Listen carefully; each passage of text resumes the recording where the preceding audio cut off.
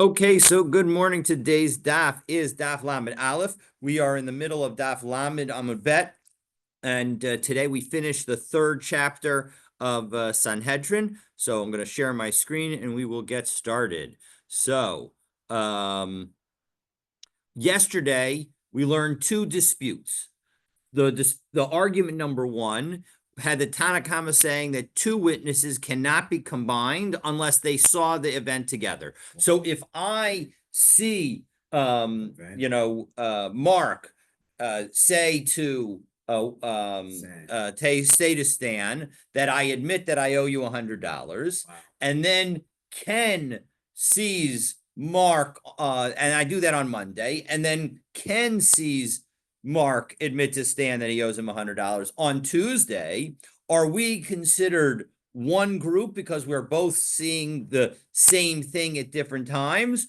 Or are we considered seeing separate things? Because maybe the $100 that you admitted owing on Monday is not the $100 that you owed on Tuesday. Maybe that was a different $100. Maybe you already paid back the first $100. And so as a result, we're not testifying to the same thing. So the Tanakhama says we have to see the testimony at the same time. But Rabbi Yehuda ben Karcha says, no, we can witness two separate things. Now, that's argument number one. Argument number two is, do I and Ken, when we see this, when we see you admit the $100 that you owe Stan, Mark, do we have to testify at the same time in court? Do we have to come into court together? Or can I come into court on Monday and you and Ken come into court on Tuesday? So the Tanakhama says, no, we have to testify at the same time. Same day, exactly. Rabbi Natan says, no, one witness can come in on Monday and the other witness can come in on Tuesday. So yesterday we saw that the halacha is like Rabbi Natan, that we allow the witnesses to come in separately if they saw the same thing at the same time. And we we concluded with a discussion about whether the halacha is like Rabbi Yeshua ben Karcha or not. So let's go back to the latest statement and pick up on the 13th wide line of Lamed Amud. So 13th wide line, Amar of Yosef. Amar of Yosef. It's fourth word from the end of the line. Amar of Yosef, Ana Amina Mishmei Ula. I'm going to say in the name of Ula, halacha Rabbi Yoshua ben Karcha. The halacha is like Rabbi Yoshua ben Karcha, meaning that they can come in, that they could see the events on different days. Bain bekarkos, Bain bemetalton. It doesn't make a difference what we're talking about, where Mark says that he owes Stan $100, or Mark says that he's using Stan's field. Both of them are valid admissions that I can see on Monday and Ken can see on Tuesday. For Rabbanan de Asum Mechuza Amar Rabbi Zera Mishmei de Rav. So it was said in the name of Rav, but Karkos in Metaltalin. When it comes to property, then we'll say that my testimony on Monday and Ken's testimony on Tuesday can combine because we're talking about the same piece of property. So everybody, there's not a question. Now, it may be that Mark borrowed the property on Monday, gave it back on Monday, and admitted that he owed it to Stan on Monday, then gave it back on Monday night, borrowed it again on Tuesday, and admitted again on Tuesday that he owed him the property, and then and that's where we are now. So it's possible that the borrowings are different, but at the end of the day, it's the same property, and so as a result, in the name of Rav, it was said that we're going to say in that situation will allow the combination. And Rav L'Taimeh, and it makes sense that Rav would think this, that what matters is, can we be talking about, is it clear that we're talking about the same object? Because what did he say? To Amar Rav, Hoda Akar Hoda. If I see Mark make an admission about an amount of money, about $100, and then the next day Ken sees it, well, then we'll allow that. Hoda achar halva, or we'll allow, if I see Mark actually borrow the $100 from Stan, and then Ken sees Mark admit that he borrowed the $100, mitzdarfe. In both of those cases, we will allow the combination because it's clear that the witnesses are testifying about the same thing. Just like with real property. Halva achar halva. However, if I say I saw Mark borrow $100 from Ken on Monday, and from Stan on Monday, and Ken says that he saw Mark borrow $100 from Stan on Tuesday. There we won't combine. And similarly, halva achar hoda. If I see Mark admit that he owes $100 on Monday, and Ken sees Mark borrow $100 on Tuesday, then again, we're clearly not talking about the same $100. So lo mitzdarfi. So as a result, in those situations, we won't combine. So one second, is that really true? Because Ashkei Rav Nachman Bar Yitzchak Rav Huna braid Rav Yoshua. Rav Nachman Bar Yitzchak once met up with Rav Yehuna, and he asked him the following question: why is it that alone after alone we will not combine the two testimonies? Because the $100 that one person saw isn't the same $100 that the other person saw. So hoda kar hoda nami. So in second, when I see Mark admitted on Monday and Ken sees Mark admitted on Tuesday, amana de kamoda kame high low umoda kame high. Maybe the $100 that Mark is admitting on Monday isn't the same $100 that he admits on Tuesday. So as a result, we're going to qualify. When is it that admission after admission works? To Amarle lahai basra bahai mana de odei le kamach. That when is it that Rav allows an admission after admission? It's when Mark says on Tuesday that, by the way, Ken, this is the same $100 that I admitted before David yesterday. Bahai mana de odei le kamach. Odelai nami kame ploni. That this same $100 that I admitted to you, I also admitted before David. Akati basra yada kama lo yada. But one second, that explains how Ken will know that it's the same $100 that he was admitted in front of me. But how do I know that Mark admitted the same $100 in front of Ken? So dahadar azal amar leila kama. So afterwards, Mark comes back and tells me, "Hi, mana de odela kamach odile nami kamein ploni." That the same $100 that I admitted in front of you on Monday, I then went and admitted it in front of Ken on Tuesday. So Amarle. So now Rav Nachman Bar Yitzchak says, "Tanuach daitach shehisnachta as dati." Oh, it's wonderful. You should be at ease of your mind because you put me at ease by explaining to me Rav's position. That's wonderful. But Amarle, Rav Nachman Bar Yitzchak, Rav Huna says back to Rav Nachman Bar Yitzchak, my nichusa, one second, I shouldn't have, my answer is a fine answer, but it really shouldn't put your mind at ease.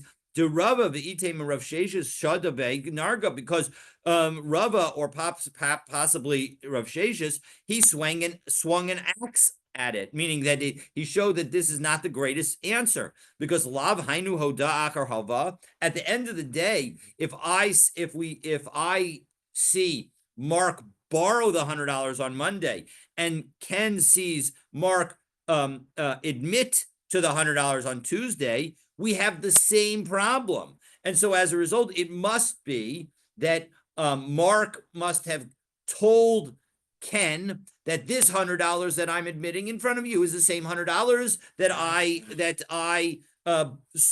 I borrowed in front of David. And then he comes back to me and tells me that $100 that I borrowed in front of you, I admitted it in front of Ken. And so as a result, that's the only way that we'll both know about it. So it ends up being that a situation of hoda akar hava, an admission after seeing the loan, is the same as a hoda after akar hoda. So why do you need to say both of them? So Amarle, hainu deshmiya lo li alaychu. So Rav Nachman says back to Rav Huna, and he says, that's what I heard about you guys. Deramisu kidikle v'zakfisu lehu. That you may chop down a decal tree, but then afterwards you replant it. And so as a result, even though you solved the problem, you recreated the problem. Okay, so but now, so where do we end up on this question of whether or not we see an admission or other statements? And we are now 3, 7, 8 lines up on Lamed Bet Amud Bet from the bottom, second to last word on the line. Nahardai Amri, Bein hoda akar hoda, whether I see Mark admit on Monday and Ken sees Mark admit on Tuesday. Ben hoda akar hova, whether I see Mark borrow the money from Stan on Monday and Ken sees him admitted on Tuesday. Ben halva akar halva, or I see Mark borrow $100 on Monday and Ken sees Mark borrow the $100 on Tuesday. Ben halva akar hoda, or I see Mark admit that he owes $100 on Monday and Ken sees Mark admit that he owes and then Ken sees Mark borrow $100 on Tuesday, mitztarfot. All of these cases, we combine the testimony. Kaman, like whom? To Rabbi Yeshua ben Karcha. That at the end of the day, when it comes to these monetary issues, it is sufficient that we both see the same concept, even if we don't see it at the same time. And so as a result, we will combine the testimony, and as a result, that will be our ability to show, so that actually, so Stan will be able to get, even though he may have borrowed $200 from you, Stan, because he borrowed $100 on Monday in front of me. He borrowed $100 on Tuesday in front of Ken, but you don't have two witnesses that say he borrowed $200. Oh. You have one witness that says he borrowed $100 on Monday. You have one witness that he says borrowed $100 on Tuesday. You could argue that you have one witness to two $100 loans, but not two witnesses to one $100 loan. And so the answer is that in fact, we will allow you to collect $100 because you have two witnesses to $100, and we will treat that $100 as fungible. So and so as a result, pay, Monday or Tuesday? Well, you'll pay back whenever Stan comes to collect.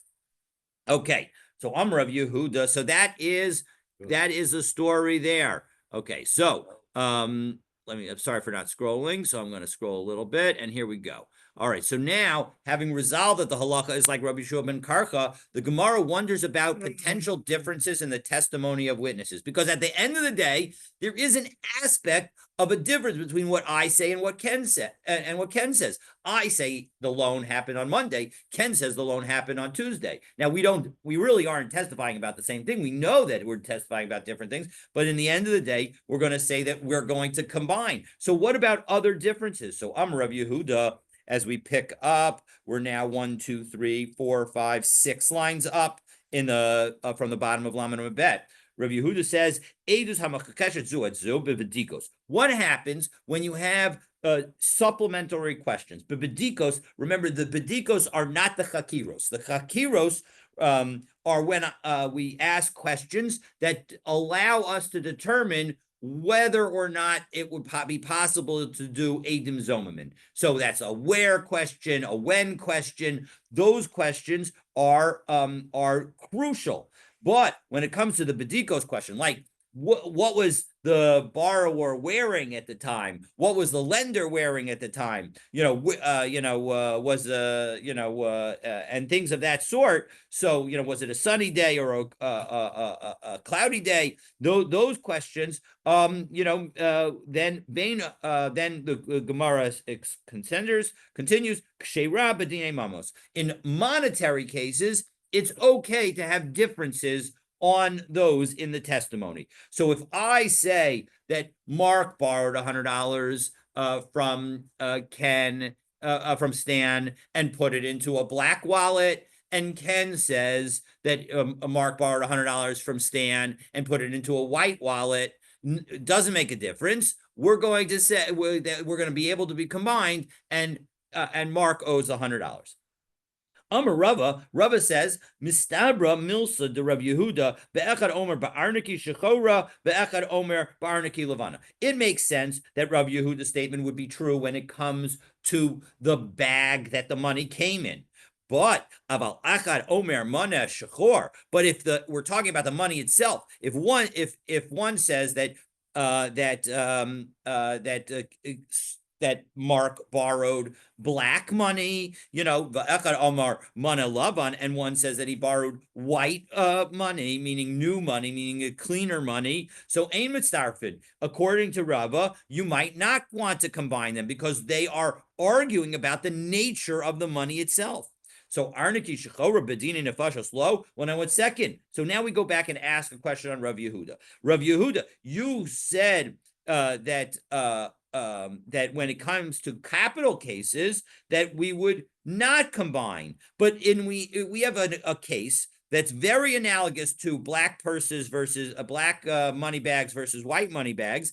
And we see that you do combine because Rav Chisda said, Echad Omer b'sayef harago, ve'echad Omer rerun harago, that if one says that the one witness says that he was killed with a sword, one says it was a dagger. So it's a big difference in size of weapon, but it's the weapon. Well, then ein ze nachon. That is not a proper testimony because it's so crucial to know what was the murder weapon. But Echad Omer Kelev Shchorim. But if one person says that the person's, clothing was black, Ve'echad Omer Kelev Levanim, and the other person says his clothing was white, Harei ze nachon. That is fine testimony. So 1 second, Rav Chisda says you can combine testimony even in a murder case, in a capital case. But how is that consistent with Rav Yehuda, who says you cannot?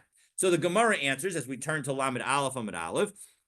Gavra Karamis. 1 second. Are you asking a question from one person onto another person? That's not a valid method of questioning. Rav Chisda and Rav Yehuda can argue about whether different answers to bedikot questions will cancel testimony in capital cases. Rav Yehuda can say it will, and Rav Chisda can say it won't. Okay, so Nardai Amre, now when the Nardayan come in, Afilu Echad Omer Mana Shakor, Be'echad Omer Mana Laban, even if you have one saying it was black money, one saying that it was white money, mitztarfin, you can still combine. Because at the end of the day, when you're dealing with something fungible, we're going to allow the combination of the two witnesses. And that is, again, that seems to be how we paskin. Kiman, well, who is this like? Rabbi Yeshua ben Karcha. You want to say it's like Rabbi Yeshua ben Karcha? Emer de Shamart le Rabbi Yeshua ben Karcha hekadol machakashu adadi. 1 second. When Rabbi Yeshua ben Karcha allows two people to be combined, maybe he's only allowing them to be combined where they don't contradict one another. Hekadol machakashu adadi miyamar. How do you know that if they actually contradict, where one says white and one says black, that they are combined? Elohuda Amr ki Tana, but rather it is like the following Tana, Titania, because we have a brisa. Rabbi Shimon ben Elazar said, Lo nechlaku Beis Shammai Beis Hillel, that when Beis Shammai and Beis Hillel, they have an argument. They have an argument about a case where one person says the person borrowed $200, and one witness says he borrowed $200, and one witness said he borrowed $100. So no lechlechu Beis Shammai Beis Hillel. Beis Shammai and Beis Hillel did not argue about that case. Al shtei kitei edim. When you have two sets of witnesses, one pair of witnesses say that you borrowed $200. Another pair of witnesses says it was actually $100. Sha'achas omeres matayim va'achas omeres maneh. Sheyesh bichlal matayim maneh. Everybody agrees in that situation, even though the two who say it was 200 and the two who say it was 100 say it happened at the exact same location, in the exact same place, in the exact same time. And two were standing here and two were standing there. And so as a result, maybe we should just throw them all out because after all, they disagree. No, Beis Shammai and Beis Hillel both agree that in that situation, because we have two valid witnesses that say it was $100 and the two other witnesses say it was more than $100, we will at least allow Stan to collect $100 from Mark. But Alman Nechluku, what was it that Beis Shammai and Beis Hillel disagreed about? Al Kasachas, where there's only one set of witnesses, and one of the witnesses says it was 100, and the other of the witnesses says it was 200. Beis Shammai omrim Nechluku Edusan. Beis Shammai says within their testimony there is a disagreement, and so as a result they cannot combine to be one pair of witnesses. And Beis Hillel says no, they can combine. So according to Rabbi Shimon ben Elazar's understanding of that machlokes, we will say that you don't have to actually testify to the same thing. They can contradict one another. And so as a result, we can allow 100 to combine with 200, just as we can allow black money to combine with white money. So what about if it's a bigger difference? Echad Omer Chavis Shel Yayin, ve'echad Omer Chavis Shel Shemen. What if one says that Mark borrowed from Stan a barrel of oil, and the other says that it was a barrel of wine? So Hava Abde, but Azila Kamei to Rabbi Ami. So that case actually happened and it came to Rabbi Ami. Chayve Rabbi Ami, L'shalumi Le Chavisa de Chamra. So the Rabbi Ami said you had to pay, Mark had to pay back a barrel of wine because that was less expensive than a barrel of oil. Migo de Chavisa de Mishka, because that was the value of that was within the value of the barrel of oil. So come on, who is this like? Rabbi Shimon ben Elazar? You want to say it's like Rabbi Shimon ben Elazar, who says that Beis Hillel allowed the combination of white and black, of $100 and $200 to get at least the minimum. So Amar de Amar Rabbi Shimon ben Elazar, Hecha de Yesh Bechlal Masayim Mana. But that's true where 200 is greater than 100 and it's the same, but it's the same currency. But Kihai Gamna, but in this case where they're completely different, Mi Amar, maybe Rabbi Shimon ben Elazar wouldn't say it. So lo tzricha dame. So it must have been that the case involved money. That it was one witness said that Mark owed the money that was of the barrel of wine, and one said that it was money of a barrel of oil, and because the barrel of wine costs less, the money of the wine is included in the money of the oil.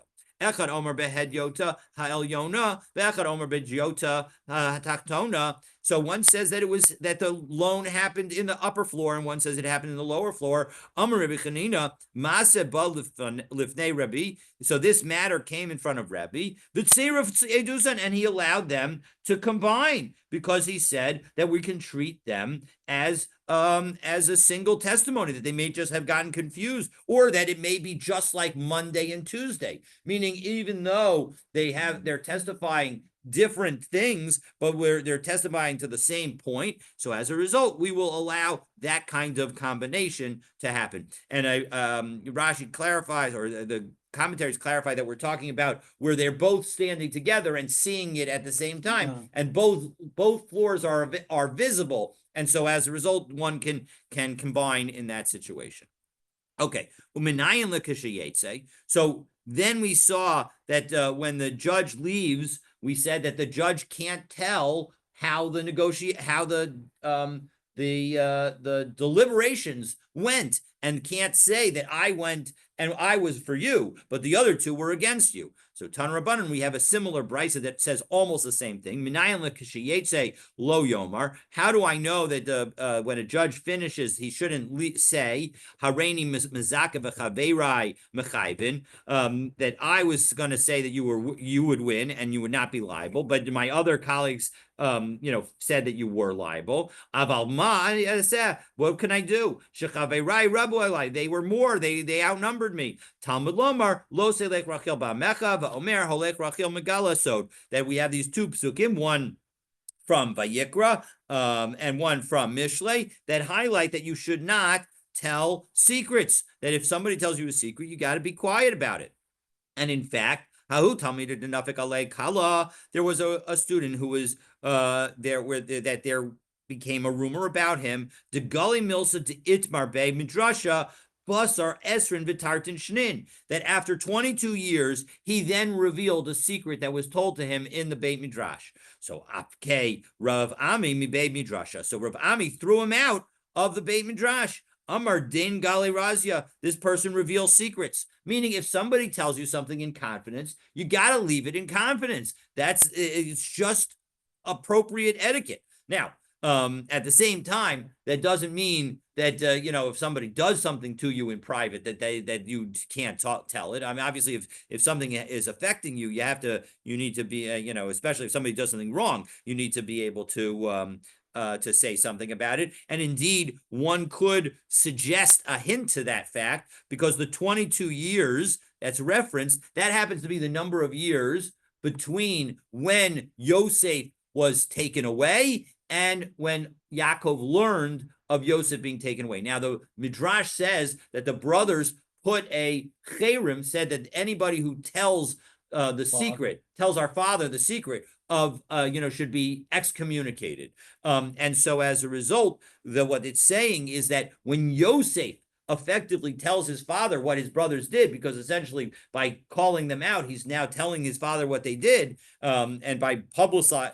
But he was the victim in that situation. And so maybe it's only victims that have the ability, but other secrets, even after 22 years, you're not supposed to tell. Okay. Anyway, that was a quick aside, but Kolzman Shemevi Raya. So now the Mishnah picks up and says, I'm sorry for not scrolling again. So the Mishnah picks up and says, what answers the question of when is it too late to bring evidence? Now, one would ordinarily think in modern society that it is too late.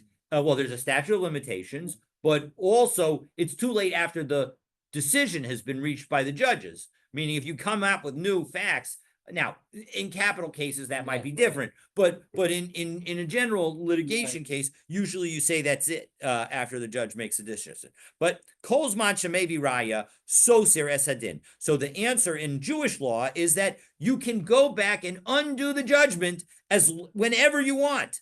But Amar Lo, if the court says to a litigant, now we're going to have three qualifications. The first two have a dispute about them. Amar Lo, Kol Rayos Sheyesh Lecha Have Mikana Ad Shloshim Yom. If the court says to the litigants, bring any evidence that you have within 30 days, Matzah B'Sok Shloshim Yom Soser. If you bring, let's say they say this at the end of the case, after giving the verdict, and they then if they find evidence within 30 days, then he can undo the verdict. La'achar shloshim yom ein asoser, but after 30 days he can't undo the verdict. So Amar Rabbi Shimon ben Gamliel, ma yaseh zeh shelo matzah b'sok shloshim matzah umatzah achar shloshim. But Rabbi Shimon ben Gamliel says, what could the person do? He didn't find it until after 30 days. Of course he should be able to present it. It's not his fault that the court set a 30-day limit, and we'll see that in fact the halacha is like this statement of Rabbi Shimon ben Gamliel. Second, Amar Lo, if the litigant himself tells the court, if the court tells the litigant, Have edim, bring witnesses, Amar, and now the litigant says, Ainli edim, I have no witnesses. Amar, Have raya, bring evidence. Amar, and the litigant says, Ainli raya, I don't have any more evidence. And then sometime later he brings evidence or has a witness. Now, in that situation, we're going to say that's nothing. And again, Rabbi Shimon ben Gamliel argues, although this time we will not paskin like Rabbi Shimon ben Gamliel. Amar Rabbi Shimon ben Gamliel, Maya says that Shelo haya yodea sheyesh lo edim. What was this person to do? He didn't know that he had witnesses. Umatza edim, but he found witnesses. Lo haya yodea sheyesh lo raya umatza raya. He didn't know that he had evidence, and then he found evidence. Now, we will allow, if in fact there was no way for him to know that, and we'll see that, then the rabbis will agree with Rabbi Shimon ben Gamliel and allow him to bring the evidence. But if he should have known, then we will not allow that later brought evidence to come in when the person says, I have no further evidence. Third categorization, third exception, and this one everyone agrees to, if the litigant sees that he's about to be found liable, so then Amar, Kirvu Ploni Uploni Mi'iduni. 1 second, I have more witnesses. Or he brings out some evidence under his belt. That's nothing. Meaning, if we have reason to be suspicious about the nature of the evidence, then we don't need to accept the evidence. Okay, so Rabbi Bar Huna halacha Rabbi Shimon ben Gamliel. The halacha is like Rabbi Shimon ben Gamliel. As I explained this, Rashi explains that this is referring to the first case. Rabbi Bar Huna ain't halacha k'divrei chachamim, and the halacha is not like the chachamim. Well, 1 second, pshita kevin to Amar halacha Rabbi Shimon ben Gamliel. Memela yadan to ain't halacha chachamim. Once we say the halacha is like one, we know the halacha is not like the other. So ma the tema hanimi lil chatchila. I might have thought that the halacha is like Rabbi Shimon ben Gamliel initially, that we allow somebody to bring in evidence. Aval di avad shaper dami. But even after the fact, meaning if a court followed the Chachamim's viewpoint and said we're not allowing the witnesses, maybe I would say that the ruling still stands. Kamash Malan, not so. Da'i Avid Mahadrin, like that if they rule like the sages and don't allow the evidence to come in, we will undo the court's ruling and we will allow the evidence to come in. Amar lo haba edim. So then, if the court told the witnesses to bring, the court told the litigants to bring witnesses, Amar Rav Shimon ben Gamliel said, even in that case, we're going to allow you to come in. Amar Rabbi Rav Huna, Amar Rabbi Yochanan, halacha k'divrei chachamim. The halacha is like the chachamim, meaning again, as I said, the halacha is not like Rabbi Shimon ben Gamliel, meaning that you cannot, if once you say you don't have witnesses, you can't bring witnesses. Once you say you don't have evidence, you can't bring evidence. But Amar Rabbi Rav Huna, Amar Rabbi Yochanan, he made another statement, Ein halacha k'Rabbi Shimon ben Gamliel, that the halacha is not like Rabbi Shimon ben Gamliel. Well, again, pshita, it's obvious. Once you say it's like one, it's not like the other. Well, hakamashmalan. This is what he's teaching it. Only in this case is the halacha not like Rabbi Shimon Gamliel. Habakulov halacha Rabbi Shimon Gamliel. But everywhere else, in every other Mishnah, the halacha is like Rabbi Shimon Gamliel. Labhuke maha de Amar Rabba Barakana, Amar Rabbi Yochanan. And that is different from Rabba Barakana, who said in the name of Rabbi Yochanan, Kol makom sheshana Rabbi Shimon ben Gamliel b'mishnatenu halacha kamoso. That everywhere the halacha is like Rabbi Shimon ben Gamliel in our Mishnah, except except for three cases. Now, the third of those cases is our case. But the point is that Rabbi Shimon is that Rabba Barakana says that there are three exceptions, whereas Rabba Baravhuna says that there's only one exception. Okay, so Hayu Yanuka Desavuhu Ladina Kamei de Rav Nachman. So there was a kid who was brought in front of Rav Nachman for judgment, and Rashi explains that it's talking about where they father owed money. So Amrle, the Rav Nachman said, Islach Sadik, you have any witnesses? Amrle lo. He says no. Islay Raya, you have any proof that the father paid back? No. Amrle lo. He said no. Chayve Rav Nachman. So Rav Nachman says that he's liable. So So the kid was started crying as he went around because he didn't want to lose the money. Shema'u Hanach Inchi, and everybody heard him crying. Amrulay, and they told him, we know about the story of your father. We know that he paid back this money. So Amar Rav Nachman, Baha Afilu Rabbanan Modu. In that kind of situation, even the rabbis agreed that when there was no conception, no possibility of him knowing who would be the witnesses, who would have the proof, then he's able to bring in the proof later, even if he said, I don't have any proof, I don't have any witnesses. It's the nafak shtara mitose yada. So a woman had a contract, that a promissory note that she was holding for a third party. Amrale, she says to the court, Yadana b'hai shtara de priyahava. I know that it was paid off. Now, of course, the person who in the note is owed the money says, no, I'm still owed the money. And the person who said, I paid you. So now what is the level of her testimony? And remember, note that this is a woman who's testifying. So, Heimana Rav Nachman. Rav Nachman believed her. Amrle Rav Nachman, come on, who are you holding like? Karabi de Amar Osios Nikdos B'Masira. Are you holding like Rebbe, who says that if I want to transfer an IOU that Stan gave me to Mark, all I have to do is hand the IOU to Mark.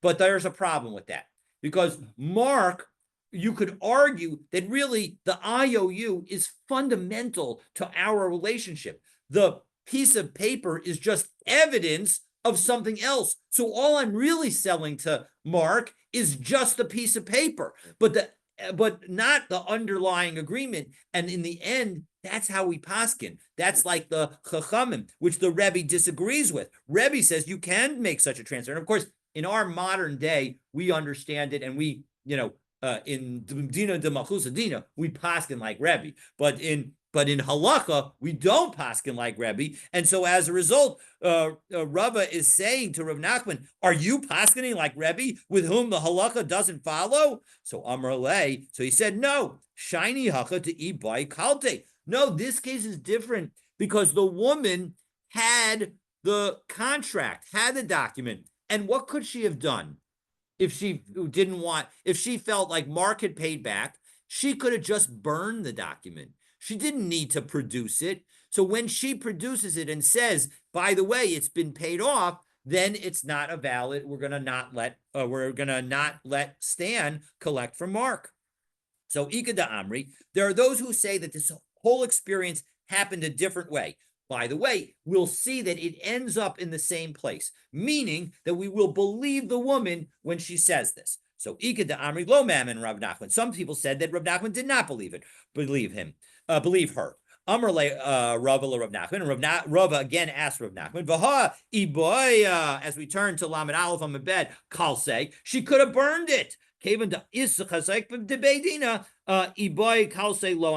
So no, we say that once she puts it in court, we say that she can't burn it. Meaning, once it's been established that this is a good document in a court, and she brought it into court, then it's too late. She can't say that we can't say that she would have burned it. She could have burned it, and therefore we should believe her. Rav Nachman, but Rava said, one second, Simpon sheyesh alav edim yiskayim b'chosmav. Now that statement of a brisa is irrelevant to us, but it means that a receipt, when it has signatures, a court should certify it with the confirm that the signers said that they in fact signed, and these are their signatures. Ein alav edim, if there are no witnesses on it, so all it is a document that says from Stan to Mark that says, yes, you paid me back. The Yotze mitachas yedei shlish, and it comes out of a third party's hands. Oh, sheyotze achar chitom shtaros, or Stan wrote it underneath the IOU.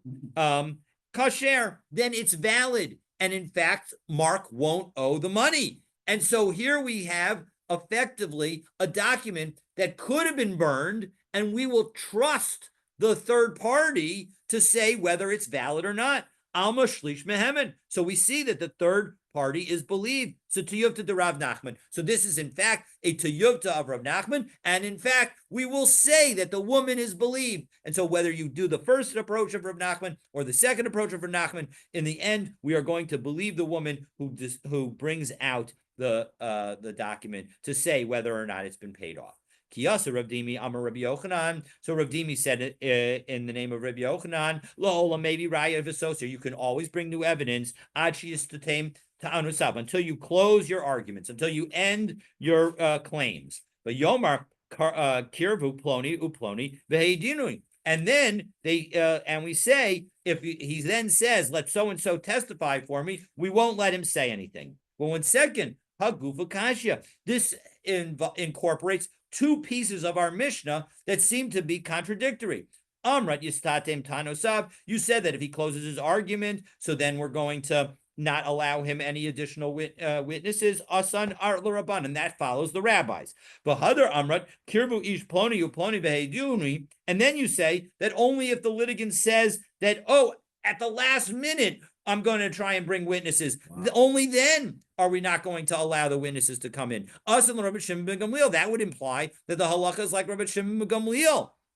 So the chitema kula Rabbi Shimon ben Gamliel, and if you want to say, oh, he's really just trying to say what Rabbi Shimon ben Gamliel uperushi kamafarish, and he's just explaining. What does it mean to say that I finished that he closed his arguments? My age shistatim tanusav ad sheyomer kirvu ploni uploni ayiduni. It means that when the testifying is over and the court is about to issue his ruling, that he then tries to say X and Y are going to testify for me, and as a result, I'm not going to be allowed to bring it. So as a result, that's the situation that we're dealing with.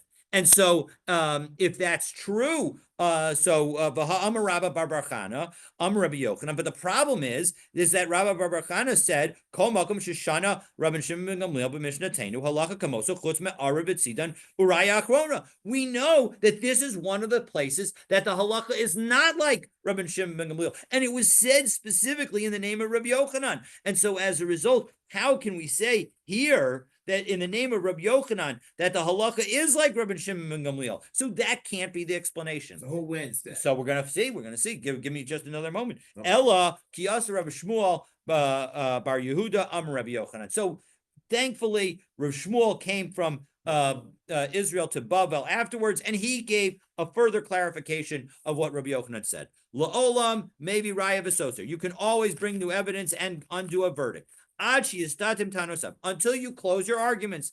V'yomer lo have edim. And how do we know that that the evidence is closed? Because the court says, bring additional witnesses. V'omer ainli edim, I have no more witnesses. Have raya, bring additional evidence. But Omer, ainli raya, and he says, I have no additional evidence. So aval bo edim medina sayam. However, again, this is similar to the case of the infant, of the little kid who started crying because he had no idea what his father had. If in fact witnesses come from overseas, Oshahaisa Tisakya shall Abi Mufkedes Biyad Acher, or the father had saddlebags that he placed with somebody else that had documents in it, and as a result, Harezem maybe Raya Visoter. In that situation, of course, the litigant had no way of knowing, and so as a result, in that situation, we will allow the new evidence, because at the end of the day, we do want to try and get to the truth. We have to have some kind of limitations on that because we need to reach some a conclusion, but we do try to bring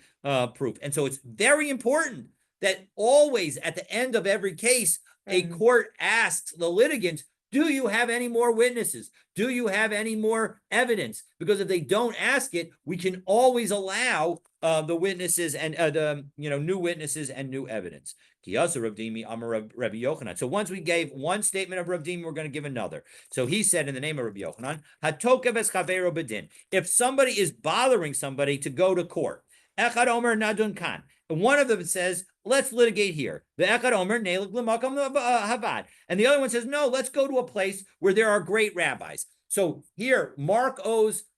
Stan says that Mark owes him $100. Right. Mark says, let's go to downtown Manhattan. I know that there are better rabbis there, and I want to litigate there. And Stan's like, it would cost me $100 to get a tag, especially now that they have what's it called, pricing. Congestion pricing. It's going to cost them almost $100 to get it down there. Oh, good. So that wouldn't be good. So in that situation, Kovin Oso V'Yelech L'Makom of I'm sorry.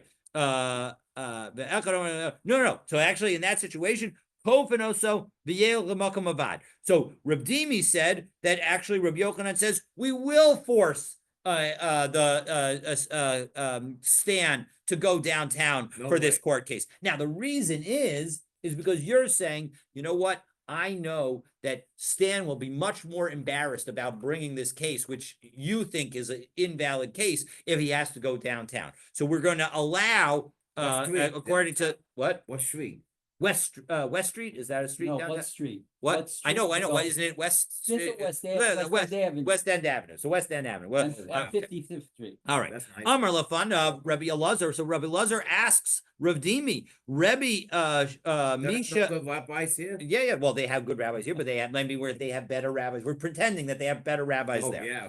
Okay. Rabbi Mina Shenosha B'Chaveru Mana. Once second, if Stan's got a claim for $100. Yotze mana al mana? Are we going to force him to spend $100 to go downtown? Of course not. Elakofinoso v'dan be'iro. So Rabbi Lazar says, no, that's not the right rule. The rule is that we were going to force them to litigate here.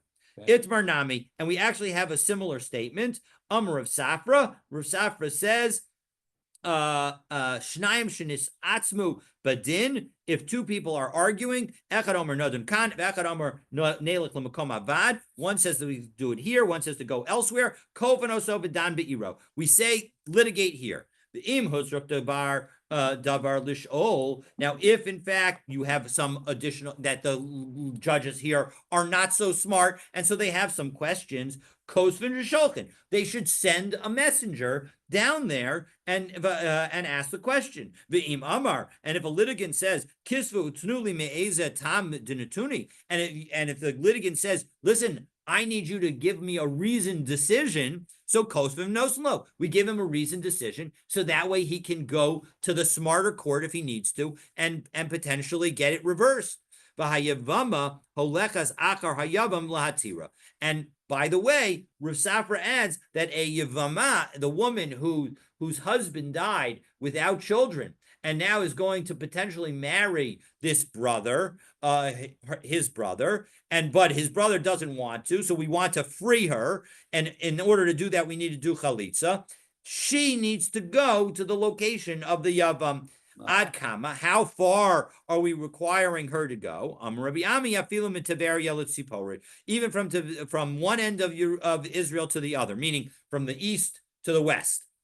Amar Rav Kahana, Mikra, what's the pasuk that teaches it? Because it says, V'karu lo zikne iro, that the elders of the city are going to call him the Yavam. V'lo zikne ira, and it doesn't say her city, so it shows that it's got to be happening in his city.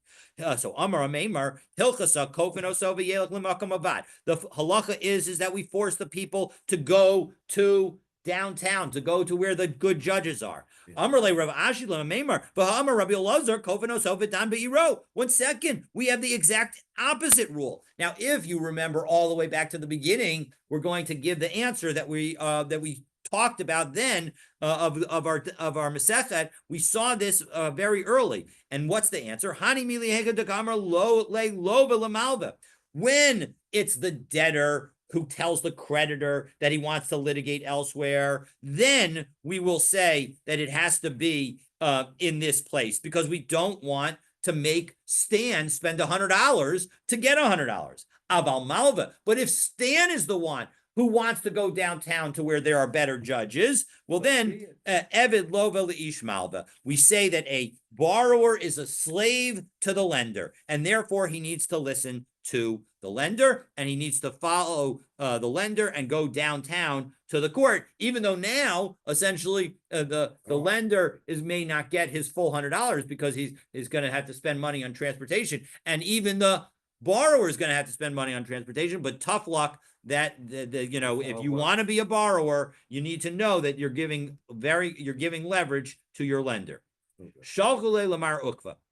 So they sent. And we'll see that it's a court in Tiberia that sent to Mar Ukva the following message: Lidziv le kivar Basya, to the one who shines like the son of Basya. Now, this is a wonderful Daf Yomi coincidence, because this week's Parsha is Parsha Shmos. And who are we introduced to this week's Parsha but Moshe? Right. Now, Moshe's mother is actually Yocheved.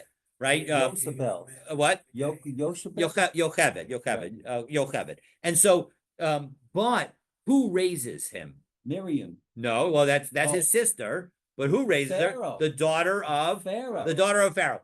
What is the daughter of Pharaoh's name? Bisya. That's who this is referring to. So when it says Ziv le kivar Bitya, it's saying that you, Mar Ukva, shine like the son of Bitya, who is Moshe. You shine like Moshe. And that is referring to a midrash that says that the entire house lit up when Moshe was born.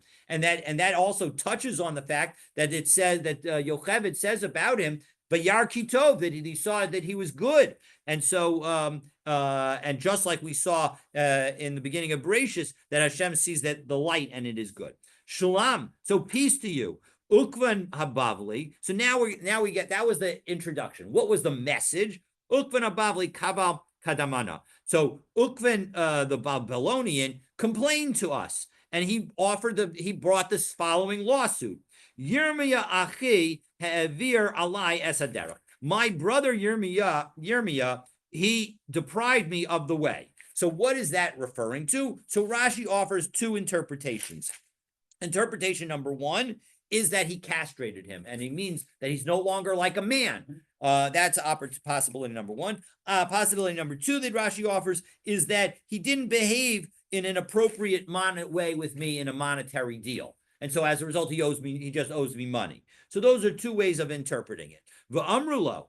And so tell Yirmiyah, who's in Bavel, that he needs, to rule over him. You need to rule in favor of Ukvan, the Babylonian, and rule in connection with this case. And he siyuhu v'yireh panenu b'Tiberia, and then force him to come to us in Tiberia. So the Gemara now points out that there seems to be an inconsistency. Hagufa Kashya, 1 second. This statement from the court in Tiberia seems problematic. Amrat, they said, Imrulo, tell him. Well, tell him implies, as Rashi explains, that you're going to have a case that you're going to that you want them to settle the litigation. So Alma dainu atun. That means that you're going to adjudicate the case in Bavel. So Hisiyua v'yira b'tanenu b'Tiveria, but then you say force him to come to us in Tiberia. Alma shadaruhu hacha. That implies that you're supposed to rule the court case is supposed to happen here in Israel. So how do we understand it? So two possible answers. Elahachi Kamri.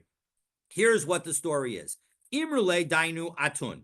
Listen, you go and adjudicate the case. Itzayit, tzayit. And if Yirmiyah obeys what you say, great. He's obeyed what you said. Everything is good. Ve'ilo, if not, Hisiyuhu v'yira panenu b'Tiberia. Well, then come send them to us, and we'll take care of the situation. Rav Ashi says, no, that's not the story. The story is the following. Dine Knasos Haba, that the case that Ukvan was bringing against Yirmiyah was about a penalty payment. And a penalty payment, Uvavel lo dainu dine Knasos. And in Bavel, they don't judge those kinds of cases because we saw this all the way back in the Bavas, that the nature of a penalty case, in fact, it's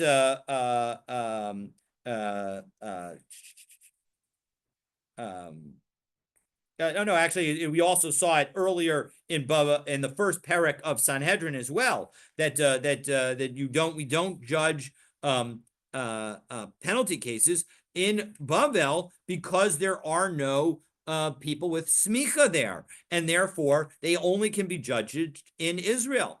And that, so why did they use the phraseology of v'imrulo, which suggests that the court should be convened in Bavel? That was just to give respect to Mar Ukva. So Hadran Allah Zeborer, Hadran Allah Zeborer, Hadran Allah Zeborer. We have successfully caught ourselves up, and now we are at the top of Lamed Bet Amud Aleph. God willing, we'll pick up with the 4th chapter of Sanhedrin, God willing, tomorrow after Motzi Shabbos. So looking forward to continuing our learning together. And oh boy, I'm sorry for this was one of my worst days for scrolling. But we had time to make up. Yeah, we had a little bit of making up to do, so my apologies. Good Shabbos, everybody. I wish everybody a good Shabbos. Scroll slowly. See you next time. Yes, see you next What day? time. All right. That way everything gets on the screen. All right. Again, stay tuned. Shabbat Shalom. Wishing everybody a wonderful day and a great Shabbos. You know, the wife of the next